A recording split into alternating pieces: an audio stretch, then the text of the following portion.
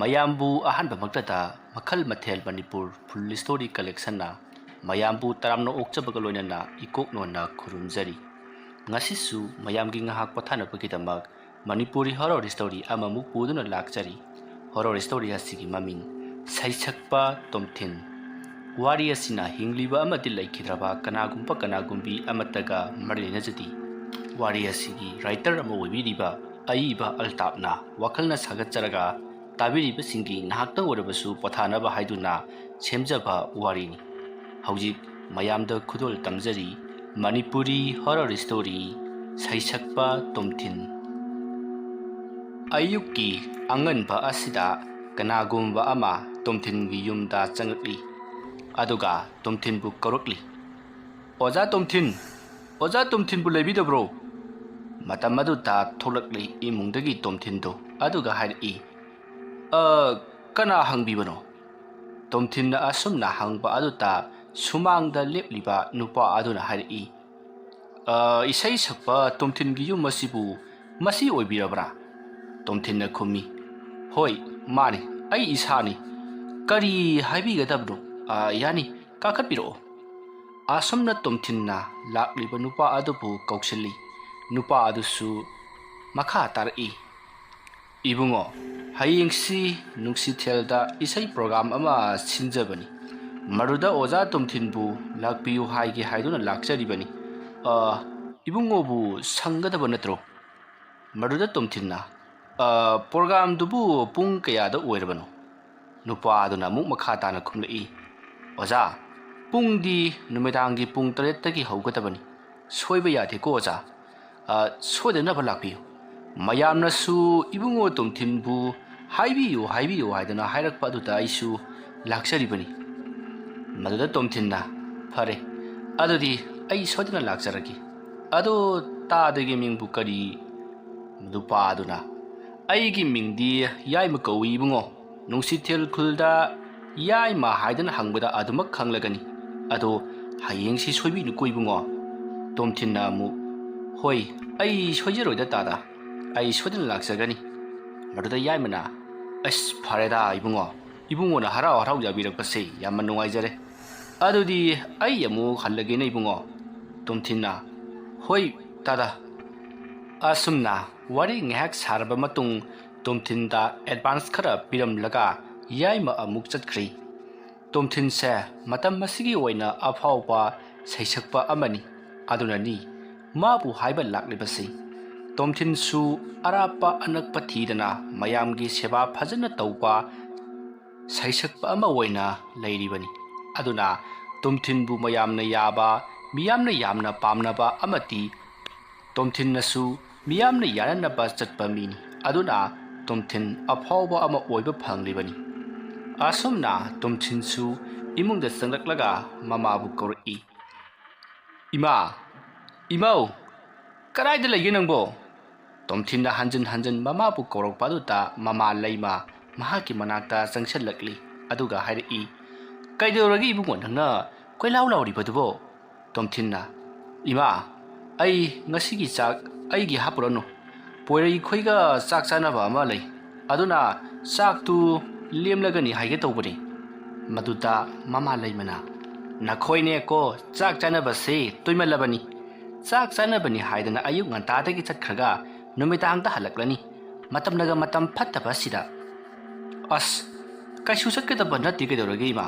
ꯄꯣꯏꯔꯩꯈꯣꯏꯗ ꯑꯗꯨꯝ ꯆꯥꯅꯒꯗꯧꯕꯅꯤ." "ꯐꯔꯦꯁꯦ ꯐꯔꯦꯁꯦ, ꯑꯗꯣ ꯍꯧꯖꯤꯛ ꯂꯥꯛꯂꯝꯕ ꯅꯨꯄꯥ ꯑꯗꯨ ꯀꯅꯥꯅꯣ? ꯀꯔꯤ ꯍꯥꯏꯔꯝꯂꯤꯕꯅꯣꯅꯦ ꯅꯉꯣꯟꯗ?" "ꯏꯃꯥ, ꯏꯁꯩꯒꯤ ꯍꯥꯏꯔꯝꯕꯅꯤꯗ, ꯍꯌꯦꯡꯒꯤꯅꯦ."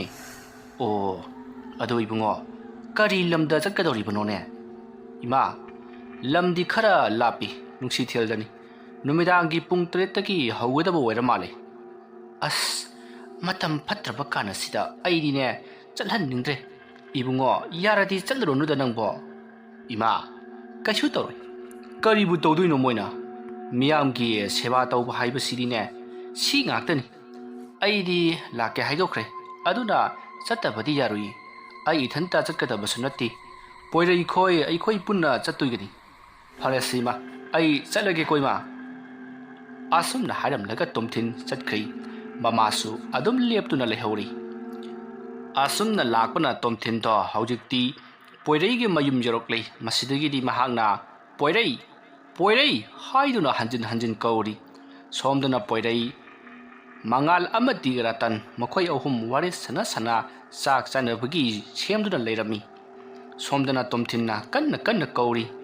somdasu mangal amati poirei ratan wari sanarambadagi tomthinna kaurakpa do tarakladuna ratan na hairi hai ngaikho mapanda tomthin lakpra kainom tawine maduda poireina mani taw tomthin ne sida lawrise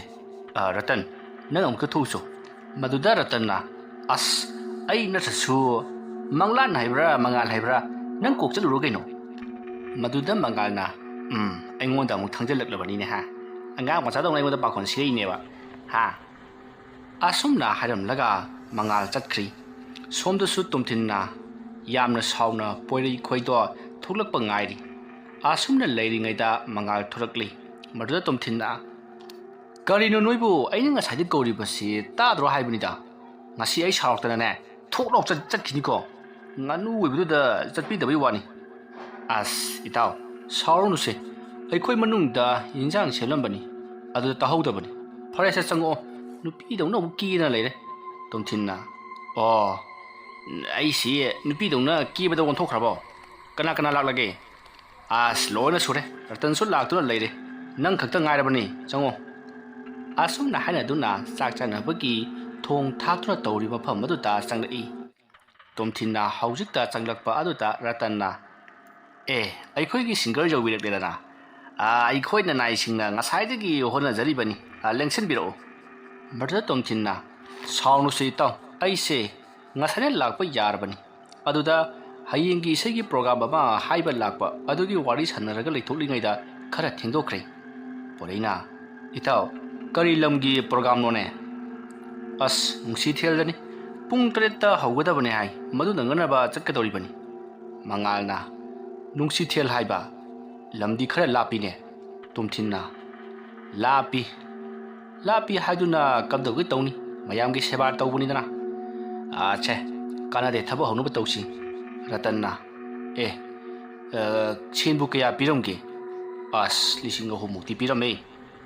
ratanna adudi nangki advance tuna ngasi gi oina ngauthaba yare kaino tomthinna mu hai aduna boisu thenga lakli basini noina maram khangdana pangsau saubgi wani mangal na hai ai khoi gi taw celebrity ama leijarabadina ai khoi si thakpa chaba ngaubodi phajana phangene mayam natro asumna hairaga makhoi ya langni asumna tawduna makhoi ado chak chananabagi damakta sem sari asumna numit asisu hokri mathangi nong ngali rita do ayuk chak chaba loiraga tv kada tv yingli matamadu ta rita gi mapa changlai ibema nangno horen isai chatni haiba mafam madubu mafam du kadai waida noiba maduda ritana babung nungsi theldani horen ki pung 3 tagi program do haugadoribani rita gi mapana amu hairi phare ado kana bu lakani haigene sai chakpa jingdubo babung hojik yamna kana maming chatpa miyamna suyamna pamna ba sai chakpa tomthinsu yaugani hai tomthin haiba naha nongma ikoi sida nang lakminaramba dusu nangbu sai bafam dagi yum phaupa tilaklamba nupa durane hoi mani babung phare phajana chaluko matam phatte hoi babung asumna hainaraba matung lemba thokri asumna matam adusu hokri tomthin ratan poirei amati mangal makhoi mari nungsi thelda isai lakli asumna makhoina program tawba mafam mato hangduna lakpana isai silli langliba mafam mato yorakli makhoi isai silli langliba miyoi singaduna tomthin lakpa do uri makhoi khara tomthin ge manakta changsillaktuna taram na okli tomthin amati mahakna manaba singsu program tawri mafam matta changsilakli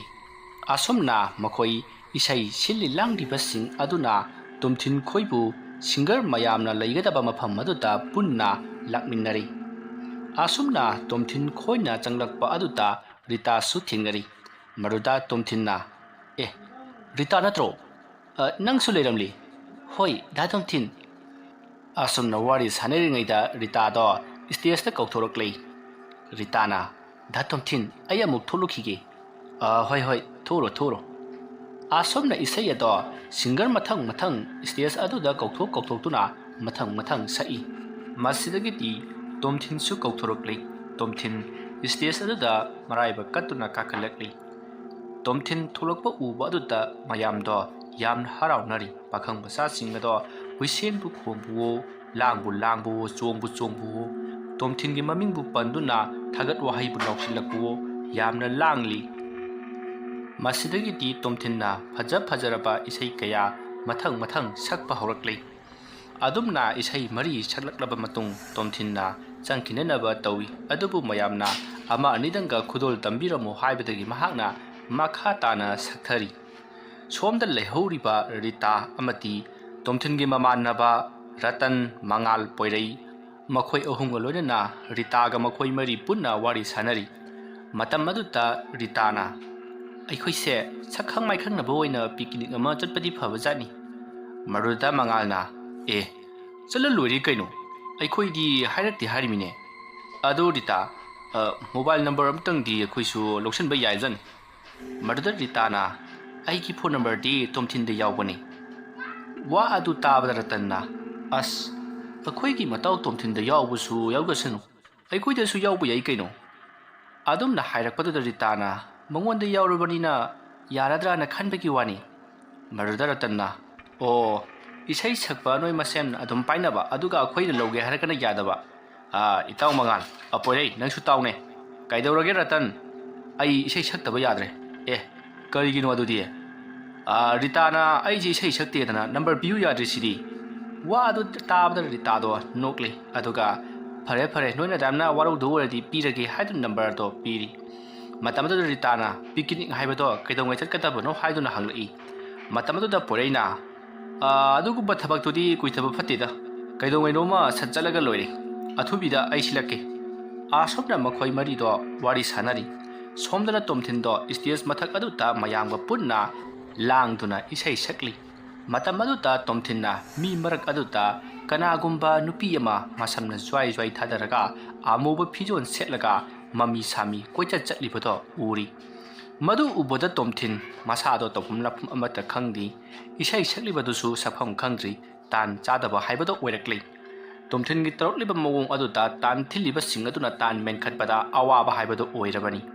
ꯑꯗꯨꯕꯨ ꯇꯣꯝꯊꯤꯟꯗꯤ ꯃꯍꯥꯛꯅ ꯃꯤ ꯃꯔꯛ ꯑꯗꯨꯗ ꯎꯔꯤꯕ ꯅꯨꯄꯤ ꯑꯗꯣ ꯌꯦꯡꯗꯨꯅ ꯑꯗꯨꯃꯛ ꯂꯩꯔꯤ꯫ ꯑꯗꯨꯕꯨ ꯅꯨꯄꯤ ꯑꯗꯣ ꯑꯁꯨꯝ ꯆꯠꯈ꯭ꯔꯒ ꯐꯝꯊꯈꯤꯕꯗꯒꯤ ꯑꯗꯨꯃꯛ ꯎꯈꯤꯗ꯭ꯔꯤ꯫ ꯇꯣꯝꯊꯤꯟꯅ ꯃꯍꯥꯛꯅ ꯎꯔꯤꯕ ꯅꯨꯄꯤ ꯑꯗꯣ ꯀꯗꯥꯏ ꯆꯠꯈ꯭ꯔꯕꯖꯥꯠꯅꯣ ꯍꯥꯏꯗꯨꯅ ꯀꯣꯏꯂꯩ ꯂꯩꯗꯨꯅ ꯌꯦꯡꯂꯤꯉꯩ ꯃꯍꯥꯛꯀꯤ ꯃꯇꯨꯡꯂꯣꯝꯗ ꯀꯅꯥꯒꯨꯝꯕ ꯑꯃ ꯁꯝꯗꯨꯅ ꯆꯠꯈꯤꯕꯒꯤ ꯁꯥꯎꯍꯨꯝ ꯐꯪꯏ꯫ ꯇꯣꯝꯊꯤꯟ ꯏꯁꯩ ꯁꯛꯅ ꯃꯇꯨꯡꯂꯣꯝꯗ ꯄꯩꯁꯥ ꯊꯥꯕ ꯃꯤꯒ ꯆꯪꯂꯛꯄ ꯖꯥꯠꯂꯥ ꯍꯥꯏꯗꯨꯅ ꯂꯩꯗꯨꯅ ꯌꯦꯡꯂꯛꯏ꯫ ꯑꯗꯨꯕꯨ ꯇꯥꯟ ꯊꯤꯜꯂꯤꯕꯁꯤꯡ ꯑꯗꯨ ꯅꯠꯇꯅ ꯀꯅꯥ ꯑꯃꯠꯇꯗꯤ ꯂꯩꯔꯝꯗꯦ꯫ ꯑꯗꯨꯒ ꯆꯠꯈꯤꯕ ꯑꯃꯗꯤ ꯂꯥꯛꯄꯁꯨ ꯀꯅꯥꯝꯇ ꯂꯩꯇꯦ꯫ ꯇꯣꯝꯊꯤꯟ ꯃꯍꯥꯛꯅ ꯁꯛꯂꯤꯕ ꯏꯁꯩ ꯑꯗꯣ ꯃꯔꯛꯇ ꯂꯦꯞꯂꯤ꯫ ꯑꯗꯨꯒ ꯑꯗꯨꯃꯛ ꯁ꯭ꯇꯦꯖ ꯑꯗꯨꯗꯒꯤ ꯀꯨꯝꯊꯗꯨꯅ ꯆꯪꯉꯛꯂꯤ꯫ ꯃꯁꯤꯗꯒꯤꯗꯤ ꯑꯦꯅꯥꯎꯟꯁꯔ ꯑꯗꯨꯅ ꯑꯇꯣꯞꯄ ꯀꯂꯥꯀꯥꯔ ꯑꯃꯃꯨꯛ ꯀꯧꯊꯣꯛꯇꯨꯅ ꯏꯁꯩ ꯁꯛꯅꯅꯕꯒꯤꯗꯃꯛꯇ ꯁꯦꯝ ꯁꯥꯈ꯭ꯔꯤ꯫ ꯇꯣꯝꯊꯤꯟꯗꯣ ꯄ꯭ꯔꯞ ꯆꯪꯂꯛꯏ꯫ ꯑꯗꯨꯒ ꯃꯪꯗꯨꯅ ꯐꯝꯂꯒ ꯂꯩ꯫ ꯃꯍꯥꯛꯇꯤ ꯃꯥꯅ ꯎꯈꯤꯕ ꯑꯃꯗꯤ ꯃꯍꯥꯛꯀꯤ ꯃꯇꯨꯡꯗ ꯇꯧꯈꯤꯕꯗꯣ ꯀꯔꯤꯅꯣ ꯀꯅꯥꯅꯣ ꯈꯟꯗꯨꯅ ꯑꯗꯨꯃꯛ ꯂꯩꯔꯤꯕꯅꯤ꯫ ꯑꯗꯨꯝꯅ ꯇꯧꯗꯨꯅ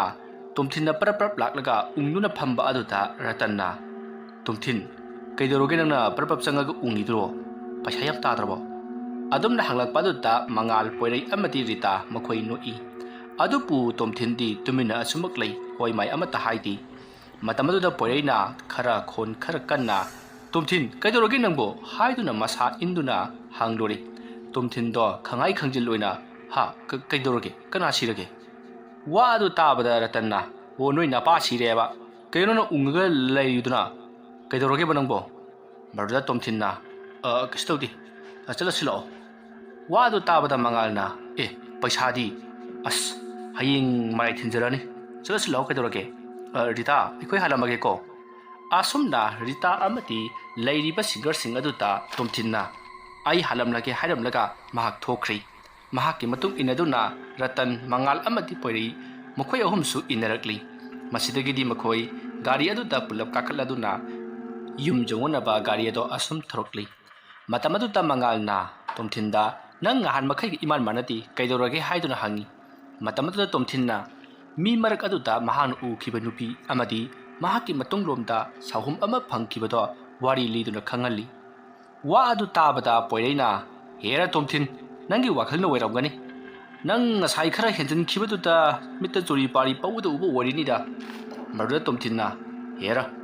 aina suyamna sei chalisi khara khara pairaga chatpa ngatan adubu ngahangai di udraga ngasi uridudi adu waragana moigi lampak tubu khara haina bi lampak ore chalo tomthinna khangdi aigi mitta ubadu dadi aisu tarang chakidana silaisini asomna makhoi wari sana duna asum lakpana mayum jarok lagadori matamadu ta mangalna ritana picnic ama chachi hairakpani haiduna tomthinda hairi matamadu da tomthinna sala lori kaino adugibo picnic kududi kaidongai chattiba matamadu da poireina nangda yaraune nangnabu yarabadi hayengla hangchila kokchilaga lore tomthinna farese nuna sinba numito ai adum jari asomna makhoi mari wari sanaraba matung haujikti tomthin su mayum jaroduna mayum da lehori mamanaba hom adu su adumak chatkhri tomthin yum aduta yamna hainadana changi mana mayum jongona ba thongalomda asum changakpada mahaki matungda kanagumba ama inarakpaki sorot lawbu makhol tari khonjal adu tabda tomthinna tungsat laithoktuna yeng adubu kana amatadi leiramdi tomthin masada akiba jingnaba kaya ama phawi karinone ngasi ingonda tawri basibo yum sidi parpap changhodo ba yare asomna khanduna tomthin parpap lakle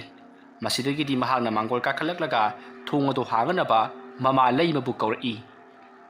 masidagi di mama leimana thongodo hangtoktuna tomthin su imunga changakle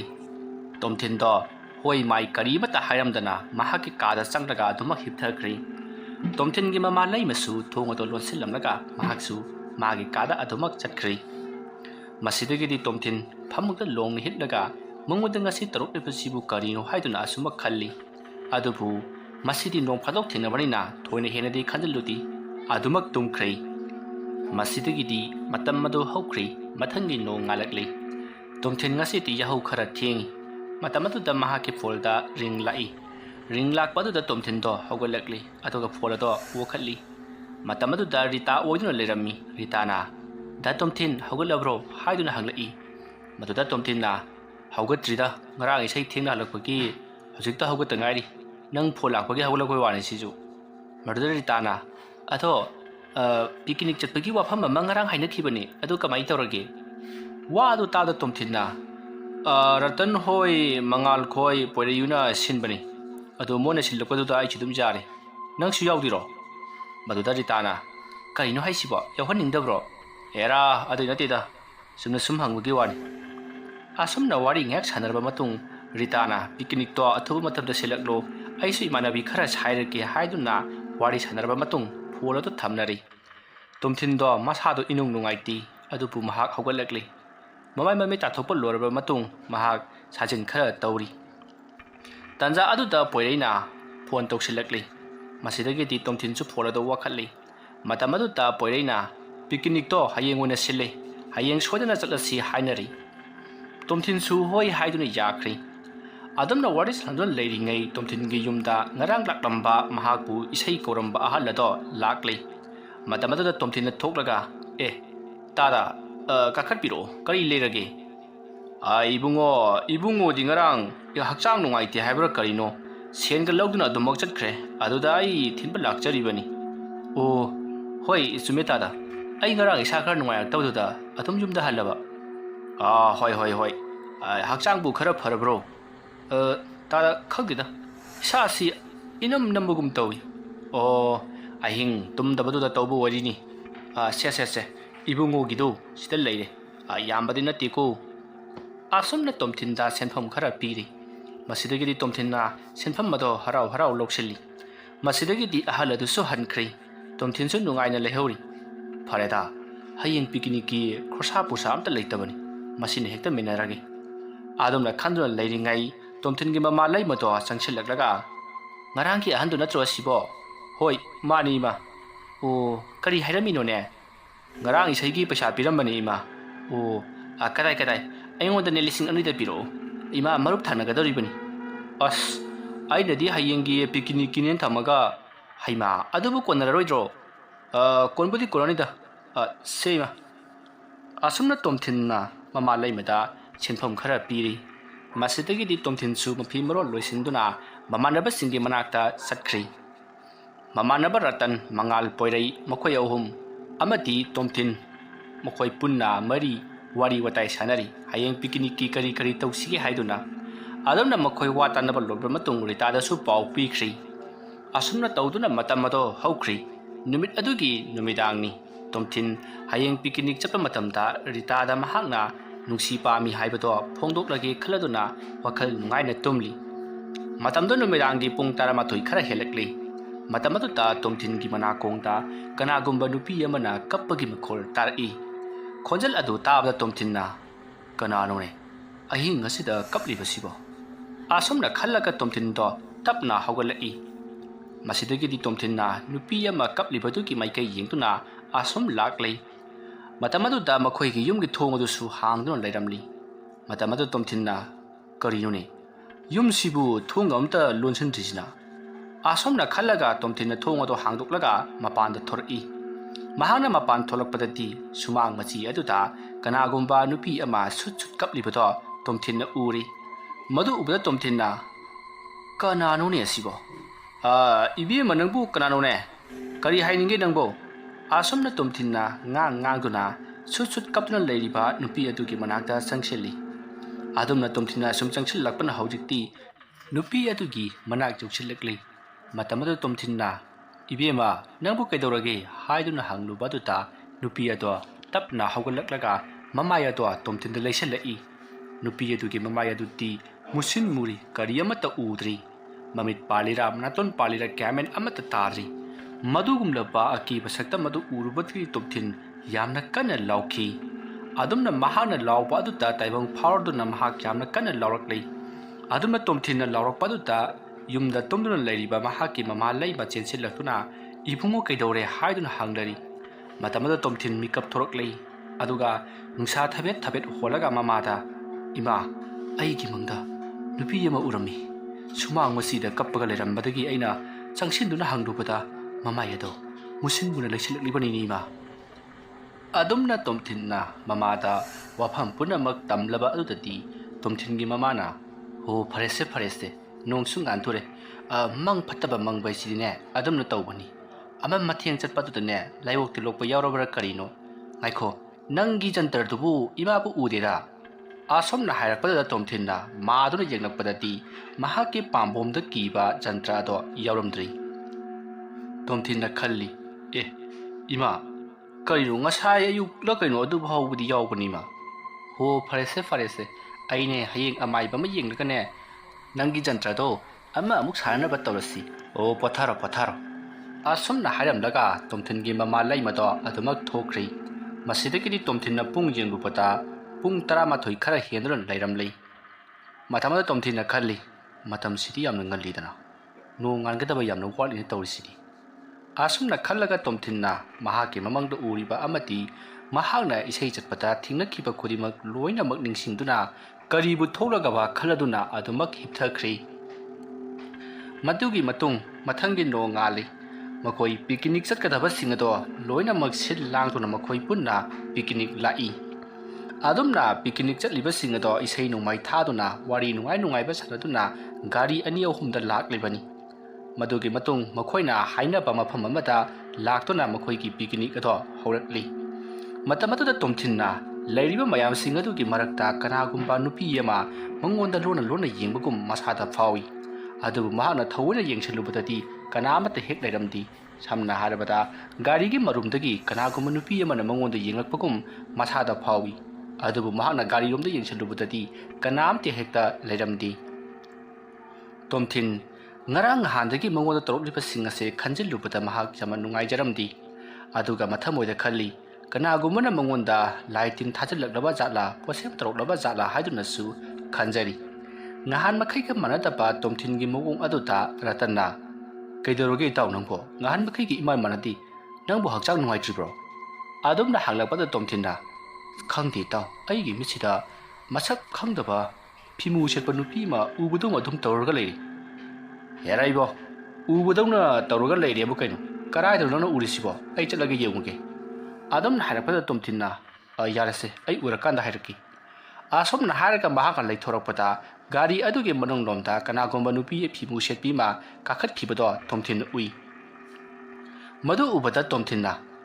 ratan nangbu tabrami ai kedore banangbo gari manungda aina haiba nupi phimu setpido kakhat khimi era nangsu asidi rita gi manabi gari Sophia haiba kaino aduri nangsu yarase nangi namitudane serantron ubrati nangi ne palma sagalaga ne pawudu ubani mayam pulisida yausilau asomna hairaga tomthinbu Ratanna makhut samduna mayam pulliba adugi marakta pusallai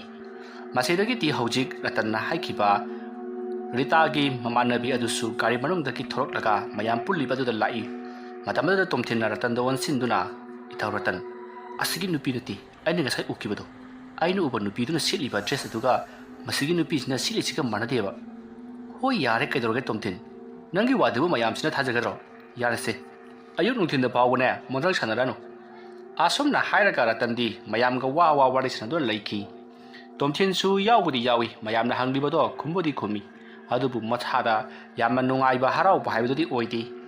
Rita su singer nupi ama oibunina isai phajaba kaya ama saktona mayamga nungaiba phongdokli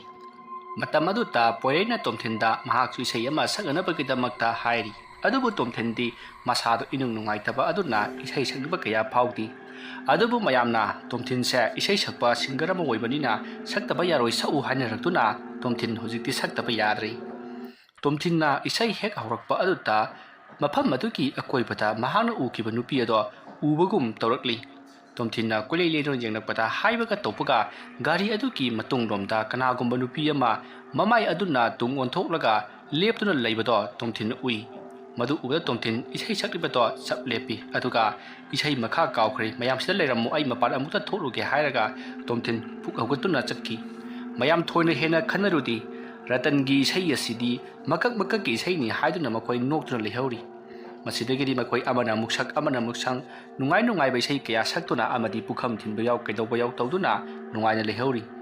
adubu tomthindi thinthadi barap chilaklaga mahakna gari adugi maninglomda sak changsin duna yengi adubu kana amatadi leiramdrei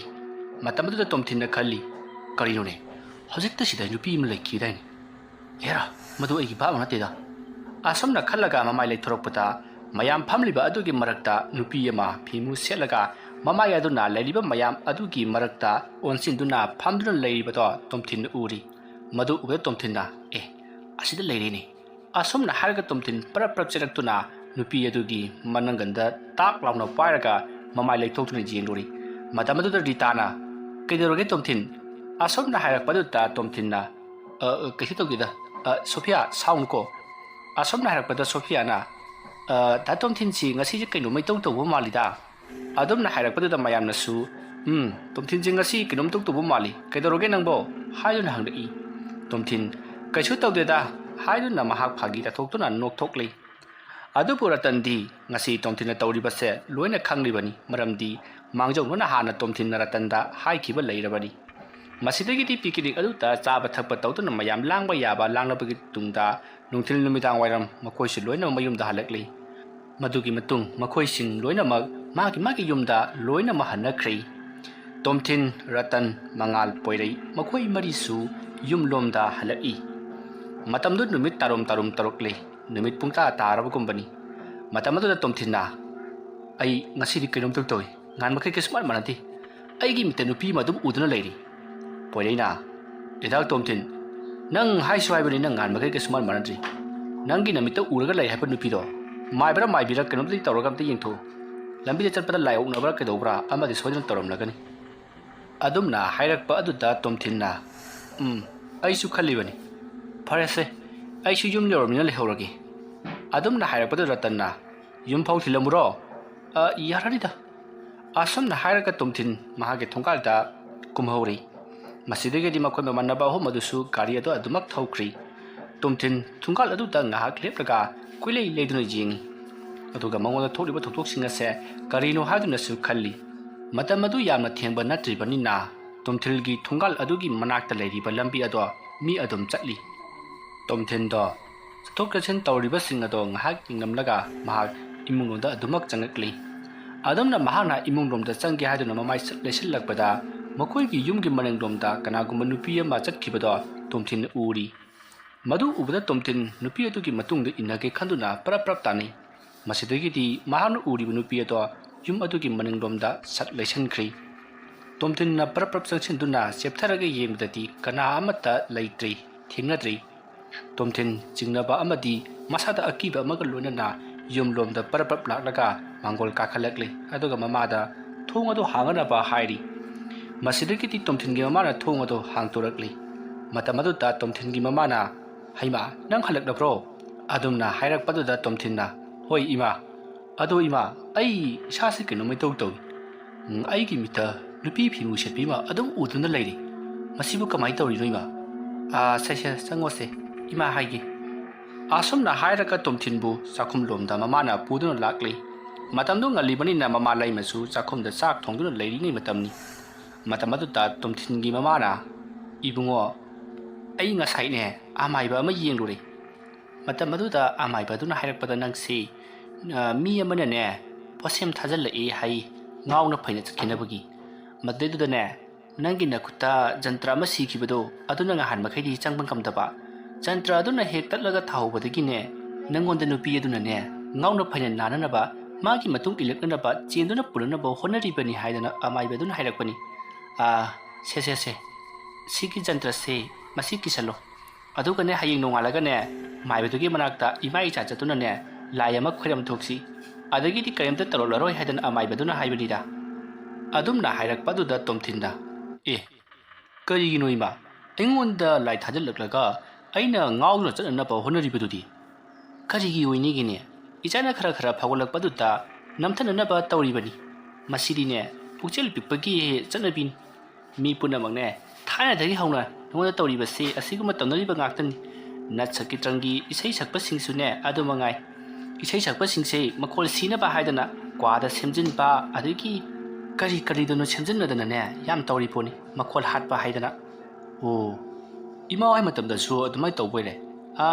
"ꯇꯧꯏ." ꯑꯁꯨꯝꯅ ꯃꯃꯥ ꯃꯆꯥ ꯋꯥꯔꯤ ꯁꯥꯟꯅꯔꯕ ꯃꯇꯨꯡ ꯍꯧꯖꯤꯛꯇꯤ ꯇꯣꯝꯊꯤꯟꯒꯤ ꯈꯨꯠꯊꯥꯡꯗ ꯖꯟꯇ꯭ꯔ ꯑꯗꯣ ꯁꯤꯖꯤꯟꯈ꯭ꯔꯤ꯫ ꯃꯁꯤꯗꯒꯤꯗꯤ ꯃꯃꯥ ꯂꯩꯃꯅ ꯆꯥꯛ ꯂꯣꯏꯁꯤꯜꯂꯛꯂꯗꯨꯅ ꯇꯣꯝꯊꯤꯟꯒꯤ ꯃꯄꯥ ꯑꯃꯗꯤ ꯂꯩꯃ, ꯇꯣꯝꯊꯤꯟ ꯃꯈꯣꯏ ꯑꯍꯨꯝ ꯄꯨꯟꯅ ꯆꯥꯛ ꯆꯥꯊꯣꯛꯂꯕ ꯃꯇꯨꯡ ꯅꯨꯡꯉꯥꯏꯅ ꯇꯨꯝꯅꯈ꯭ꯔꯤ꯫ ꯉꯁꯤꯗꯤ ꯇꯣꯝꯊꯤꯟꯗ ꯀꯔꯤ ꯑꯃꯠꯇ ꯇꯧꯔꯛꯈꯤꯗ꯭ꯔꯤ, ꯇꯨꯝꯕꯁꯨ ꯅꯨꯡꯉꯥꯏꯅ ꯑꯗꯨꯃꯛ ꯇꯨꯝꯈ꯭ꯔꯤ꯫ ꯑꯁꯨꯝꯅ ꯃꯇꯝ ꯑꯗꯨ ꯍꯧꯈꯤꯕꯅ ꯃꯊꯪꯒꯤ ꯅꯣꯡ ꯉꯥꯜꯂꯤ꯫ ꯇꯣꯝꯊꯤꯟ ꯑꯃꯗꯤ ꯃꯍꯥꯛꯀꯤ ꯃꯃꯥ ꯂꯩꯃ ꯑꯃꯥꯏꯕ ꯑꯗꯨꯒꯤ ꯃꯅꯥꯛꯇ ꯂꯥꯛꯇꯨꯅ ꯂꯥꯏ ꯑꯃ ꯈꯣꯏꯔꯝꯈꯤ꯫ ꯑꯗꯨꯝꯅ ꯈꯣꯏꯔꯝꯕꯗꯒꯤꯗꯤ ꯍꯧꯖꯤꯛꯇꯤ ꯃꯥꯒꯤ ꯃꯁꯥꯗ ꯇꯧꯔꯝꯕ ꯄꯨꯝꯅꯃꯛ ꯂꯣꯏꯅ ꯐꯈ꯭ꯔꯤ꯫ ꯃꯁꯥꯗ ꯏꯅꯝ ꯅꯝꯃꯝꯕ ꯑꯃꯗꯤ ꯀꯅꯥꯒꯨꯝꯕꯤ ꯑꯃꯒꯤ ꯁꯛꯇꯝ ꯎꯗꯨꯅ ꯑꯗꯨꯃꯛ ꯂꯩꯔꯝꯕ ꯑꯃꯗꯤ ꯅꯨꯄꯤ ꯑꯗꯨꯒꯤ ꯃꯇꯨꯡ ꯏꯟꯅꯗꯨꯅ ꯆꯠꯀꯦ ꯇꯧꯔꯝꯕꯗꯨꯁꯨ ꯂꯣꯏꯅ ꯐꯈ꯭ꯔꯤ꯫ ꯑꯗꯨꯃ ꯇꯧꯗꯨꯅ ꯍꯧꯖꯤꯛꯀꯤ ꯇꯣꯝꯊꯤꯟꯗꯣ ꯃꯍꯧꯁꯥꯒꯨꯝ ꯏꯁꯩ ꯁꯛꯇꯨꯅ ꯃꯌꯥꯝꯒꯤ ꯁꯦꯕꯥ ꯇꯧꯗꯨꯅ ꯂꯩꯈꯤ꯫ ꯑꯗꯨꯕꯨ ꯃꯍꯥꯛꯄꯨ ꯉꯥꯎꯅꯅꯕ ꯇꯧꯔꯝꯕ ꯃꯤꯁꯛ ꯑꯗꯨꯗꯤ ꯑꯃꯥꯏꯕ ꯑꯗꯨꯅ ꯍꯥꯏꯗꯣꯛꯎ ꯍꯥꯏꯕ ꯌꯥꯈꯤꯗ꯭ꯔꯦ꯫ ꯃꯁꯤꯗꯒꯤꯗꯤ ꯇꯣꯝꯊꯤꯟꯁꯨ ꯃꯁꯥꯗ ꯀꯔꯤꯝꯇ ꯇꯧꯔꯛꯇ꯭ꯔꯕꯅꯤꯅ ꯃꯍꯥꯛꯁꯨ ꯀꯔꯤꯁꯨ ꯈꯟꯖꯤꯜꯂꯨꯗ꯭ꯔꯤ꯫ ꯑꯁꯨꯝꯅ ꯇꯧꯗꯨꯅ ꯇꯣꯝꯊꯤꯟꯗꯣ ꯃꯍꯧꯁꯥꯒꯨꯝ ꯅꯨꯡꯉꯥꯏꯅ ꯂꯩꯈꯤ꯫ ꯋꯥꯔꯤ ꯑꯁꯤ ꯃꯇꯥꯡ ꯑꯁꯤꯗ ꯂꯣꯏꯁꯤꯟꯖꯔꯤ꯫ ꯋꯥꯔꯤ ꯑꯁꯤ ꯄꯥꯊꯣꯛꯆꯕ ꯃꯇꯝꯗ ꯁꯣꯏꯈꯤ ꯂꯥꯟꯈꯤꯕ ꯑꯔꯥꯟ ꯑꯍꯣꯏ ꯌꯥꯎꯔꯕꯁꯨ ꯇꯥꯕꯤꯔꯤꯕꯁꯤꯡꯅ ꯄꯨꯛꯆꯦꯜ ꯆꯥꯎꯅ ꯉꯥꯛꯄꯤꯒꯅꯤ꯫ ꯉꯁꯤꯒꯤꯗꯃꯛꯇꯗꯤ ꯃꯌꯥꯝꯕꯨ ꯑꯔꯣꯏꯕꯗ ꯑꯃꯨꯛꯀ ꯍꯟꯅ ꯈꯨꯔꯨꯝꯖꯔꯤ꯫